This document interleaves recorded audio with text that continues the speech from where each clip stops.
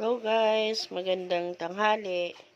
Magluto ako ngayon ng ginisang ampalaya na may sotanghon. Yan ang aking ingredients. Konting bawang, sibuyas, giniling, sotanghon at ampalaya. So mamaya proceed tayo sa pagluluto ni partner. So let's do and see. Wait lang po. Hello guys, paint kami ng kawali ni partner. Ayan siya. So, ito na. Lagay tayo ng mantika.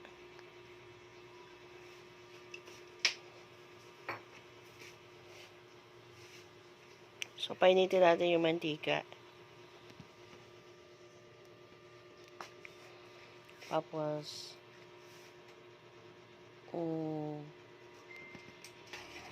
yan yung bawang. Yan na. Start na tayo guys. Mag-isa na tayo ng ampalaya with sotanghon na may giniling. Ayan guys. Pinipiga ni partner maigi kasi para kumatas yung bawang. Masarap kasi at maamoy masarap. Pag yung katas na katas yung bawang. Malasang malasa.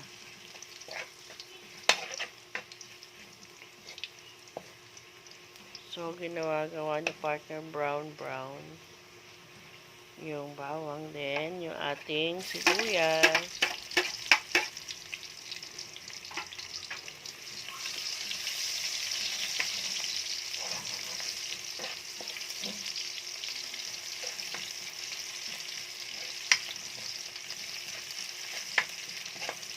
Ayan.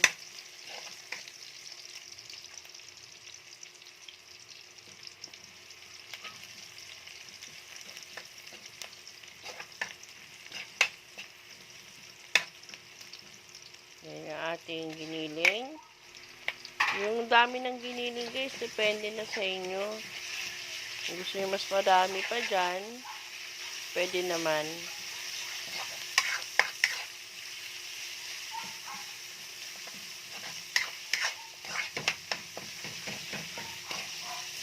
Ayan. So, nalo maigi ni partner yung ating giniling para mix na mix. Malasang malasa siya.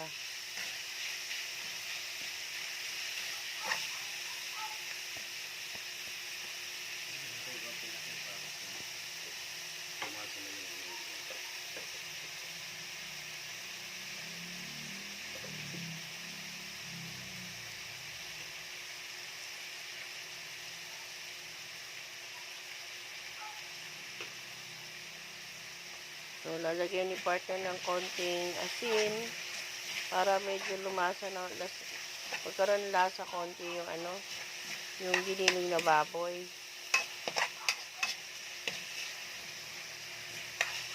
Ayan.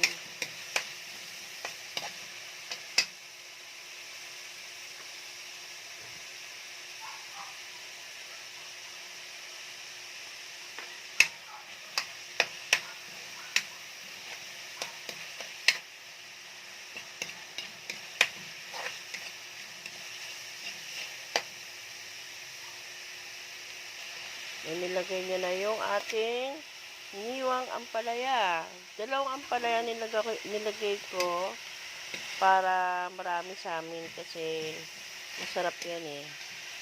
Kaya dalawang ampalaya nilagay ko.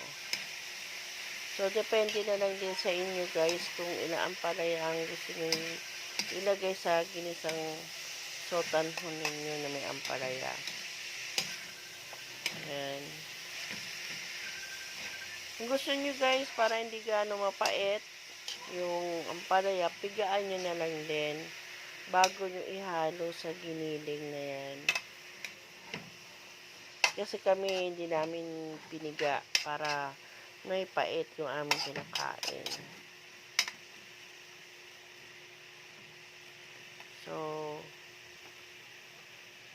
tatakpan natin guys saglit para maluto ng bahagya. Babalik tayo sa halo-halo ng konti, guys. Pwede na to. Pwede na yan. Tapos lalagyan na ng ano. Maganda yung hotdog para Oo. malutong pa. Yung ampalaya. Oo nga. Maganda, guys, alam nyo, yung half cook lang yung gulay.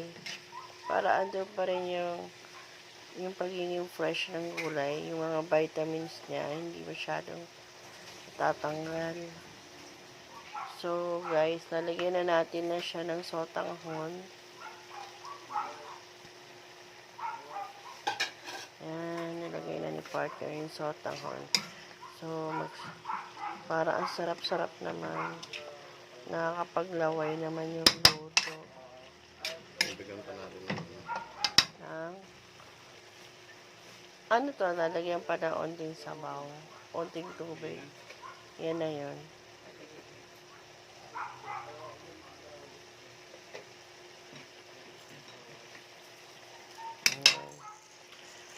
Salt and pepper na, guys, ang nilalagay ni partner. Yan. Sa inyo na, guys, kung gaano kaalat. Kung sa pagtitimpla kayo ng bahala.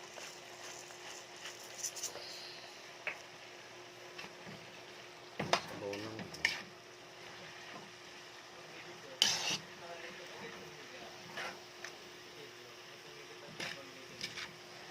Yan. Wow. So, guys, ang dali lang yan lutuin. Basta i-prepare nyo lahat. Mag-gisa-gisa lang tayo. So, wala pang 15 minutes, 30 minutes, tapos na siya, guys. So, madali lang siya talaga.